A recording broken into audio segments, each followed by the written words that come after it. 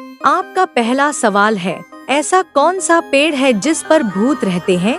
ए. आम का पेड़, बी. नीम का पेड़, सी. पीपल का पेड़, डी. बरगद का पेड़।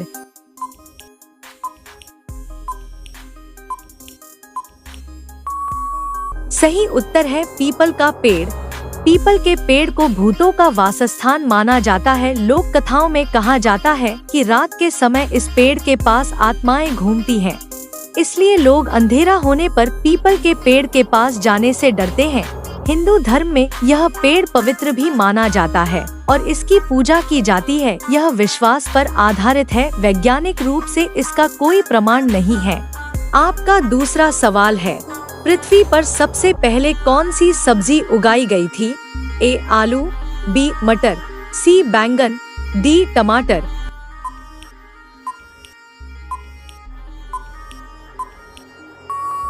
सही उत्तर है मटर।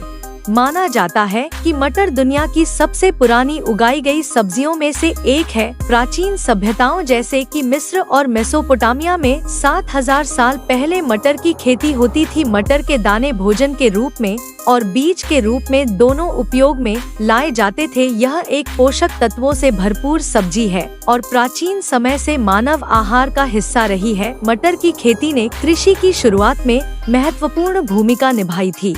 आपका तीसरा सवाल है, किस फल का उपयोग जूता साफ करने के लिए किया जाता है? ए. सेब, बी. नींबू, सी. केला, डी. आम।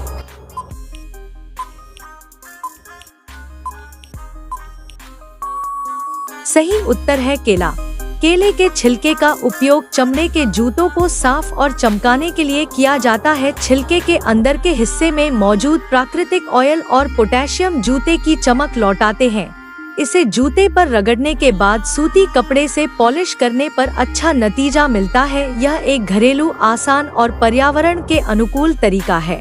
आपका चौथा सवाल है, भारत देश का रॉकेट मैन किसे कहा जाता है? ए. होमी भाभा, बी. के. सिवन, सी. विक्रम साराभाई, डी. एपीजे अब्दुल कलाम।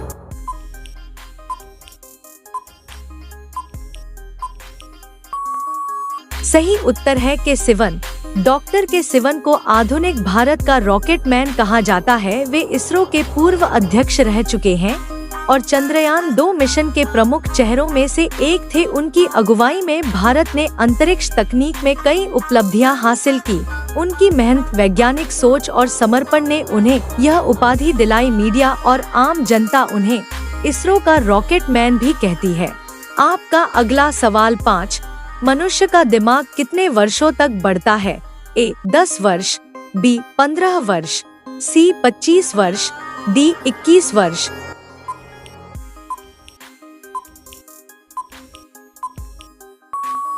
सही उत्तर है 25 वर्ष।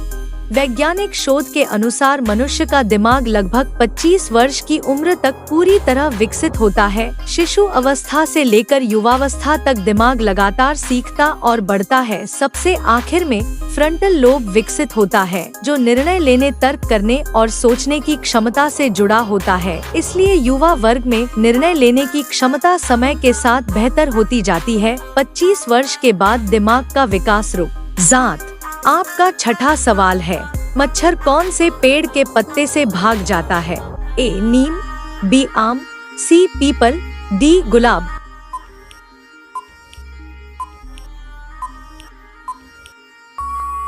सही उत्तर है नीम।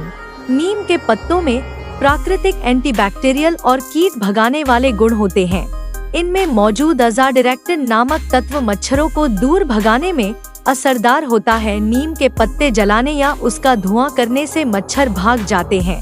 यह एक प्राकृतिक और सस्ता उपाय है मच्छरों से बचाव के लिए। इसी कारण नीम का उपयोग कई कीटनाशकों और मच्छर भगाने वाली दवाओं में भी किया जाता है।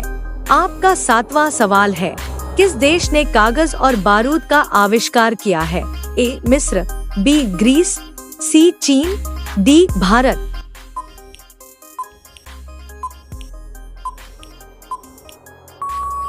सही उत्तर है चीन।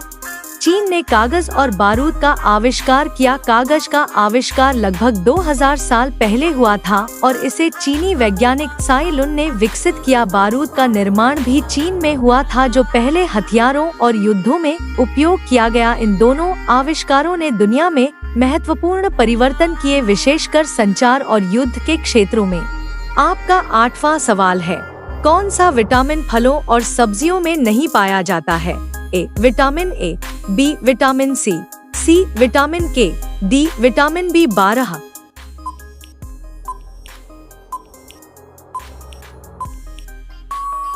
सही उत्तर है विटामिन B12।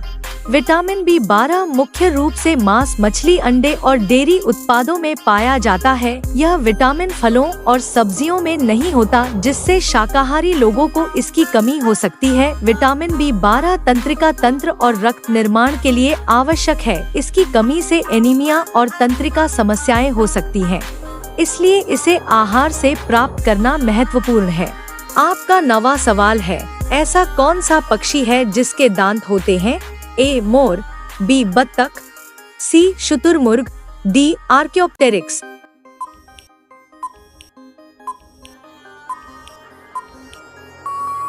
सही उत्तर है आर्कियोप्टेरिक्स। आर्कियोप्टेरिक्स एक प्राचीन पक्षी था जिसके दांत होते थे। यह पक्षी लगभग 150 मिलियन साल पहले अस्तित्व में था और इसे पक्षियों और डायनासोर के बीच की कड़ी माना जाता है। इसके दांत और पंजे डायनासोर से जुड़े थे, जबकि इसकी उड़ान की क्षमता इसे पक्षियों जैसा बनाती थी। आर्कियोप्टेरिक्स एक महत्वपूर्ण जीव विज्ञान उदाहरण है जो विकासात्मक इतिहास को समझने में मदद करता है। आपका 10वां सवाल है, पृथ्वी से हम चंद्रमा के कितने प्रतिशत भाग देख सकते हैं? ए 50%, बी 59%, सी 75%, डी 100%।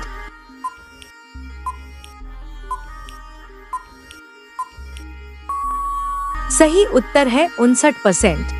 पृथ्वी से चंद्रमा का केवल एक ही पक्ष दिखाई देता है, लेकिन उसकी लिब्रेशन गति के कारण हम थोड़ा अतिरिक्त भाग भी देख सकते हैं।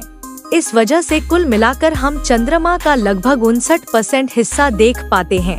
बाकी 41% भाग हमेशा छुपा रहता है, जिसे चंद्रमा का अदृश्य या डार्क साइड कहा जाता है। यह अद्भुत खगोलीय घटना चंद्रमा की गति और पृथ्वी के संबंध के कारण होती है। अब ये सवाल आपके लिए, आप सभी लोग इसका जवाब कमेंट बॉक्स में जरूर बताएं। आपका सवाल है, कौन सी चीज खाने से दुबला पतला शरीर मोटा हो जाता है? ए सेब, बी केला, सी खीरा, डी पीनट बटर। आपका सही जवाब क्या होगा कमेंट बॉक्स में जरूर बताएं। आप सभी लोग वीडियो को लाइक कर दीजिए, अपने दोस्तों के साथ शेयर कर दीजिए और चैनल को सभी लोग सब्सक्राइब करके बेल आइकन ऑन कर लीजिए। धन्यवाद।